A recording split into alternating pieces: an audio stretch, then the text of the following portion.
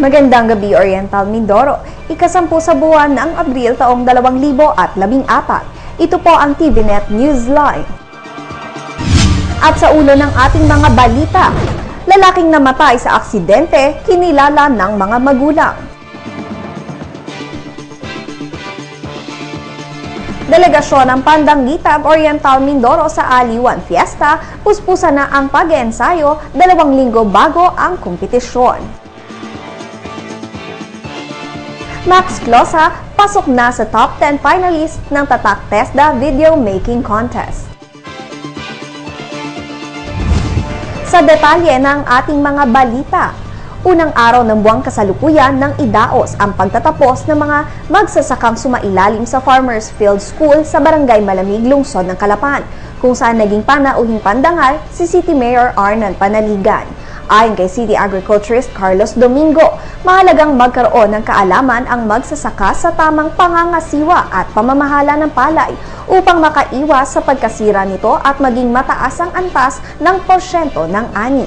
Mensahe naman ni Mayor Panaligan sa mga nagsipagtapos na magsasaka na hangad niyang makatulong sila sa ibang magsasaka sa pamamagitan ng pagbabahagi ng kanilang mga natutunan. Samantala, Marso nang bigyan ng pagkilala ng Kagawaran ng Agrikultura ang lungsod ng Calapan ng Agri-Pinoy Rice Achiever Awards bilang isa sa 84 na Most Outstanding Cities in Rice Production. Personal na tinanggap ng alkalde kasama si City Agriculturist Carlos Domingo ang parangal mula kay DA Secretary Proceso Alcala at Undersecretary Dante de Lima na siyang Rice Program Coordinator ng Kagawaran. 1 million pesos worth of project grant ang premyong ipinagkaloob ng Department of Agriculture na ibubuhos para sa pagpapalakas ng estado ng agrikultura sa lungsod. Sa ibang balita, 2 linggo bago ang Aliwan Fiesta 2014 na muling magaganap sa ika-24 hanggang ika-26 ng Abril. Puspusan na ang pag-eensayong ginagawa ng Delegasyon ng Bayan ng Bako bilang kinatawan sa Pandangitab Oriental Mindoro sa prestihiyosong patimpalak ng mga festival sa buong bansa. Sa naging pagbisita ng Newsline team sa nasabing bayan, abala na ang mga kabataan sa pag-eensayo at puspusan na rin ang paggawa ng props na gagamitin mula sa kompetisyon. Bagamat pangwalo lamang ang Pandangitab Oriental Mindoro nitong nakaraang taon, lubos naman ang pag-asam ng mga kinatawan nito na makakamit ng lalawigan sa kauna-unahang pagkakataon ang kampyonato. Samantala, inaasahan na ang mainit na tagisan sa pagitan ng bawat kalahok sa Aliwan Fiesta 2014. Magbabalik po ang TVNet Newsline. Bakit ka kasi kumabit? Alam mong di tama yan, di ba? Huwag ka nang gumamit ng pag-aari ng iba. Nakakaperwisyo ka sa mga legal na cable. Lumalabo ang signal nila. Mahiya ka naman, hoy. Illegal na cable mo, putulin na. Ano, gusto mo bang umabot pa sa kulungan? Umiwas ka na sa gulo tsaka skandalo. Huwag maging kabit. Magpakabit ng tama ngayon. Supported by PCTA.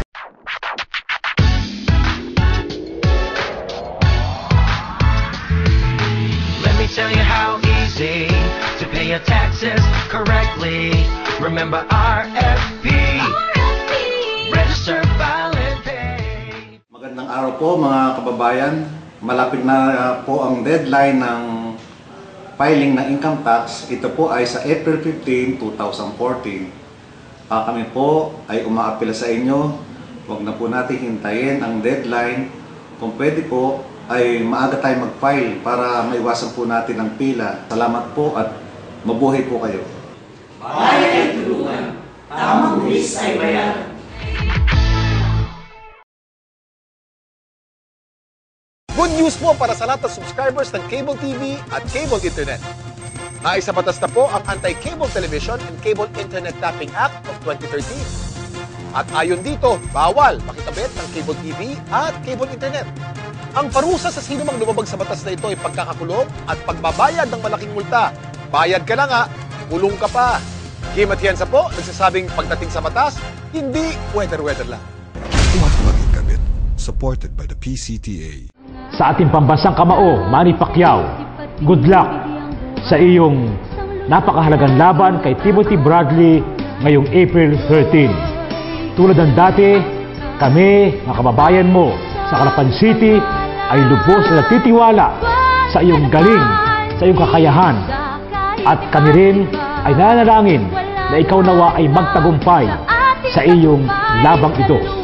Sa pag-akyat mo sa ring upang lumaban kay Bradley, baunin mo ang panalangin, ang best wishes ng iyong mga kababayan dito sa Calapan City. Muli, Manny Pacquiao, good luck at congratulations na rin sapagkat kami ay lubos na nagtitiwala sa iyong panalo.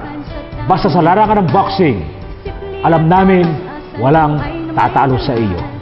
Once again, good luck, best wishes, congratulations, at God bless you, Manny Pacquiao.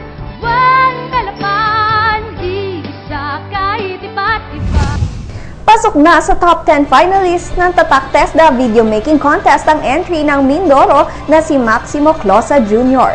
Matatandaan na inilunsad ng nasabing ahensya ang patimpalak para sa mga technical vocational graduates at mga institusyon na nais ibahagi ang kanilang karanasan at tagumpay sa tulong ng mga kaalaman at kasanayan mula sa TESDA.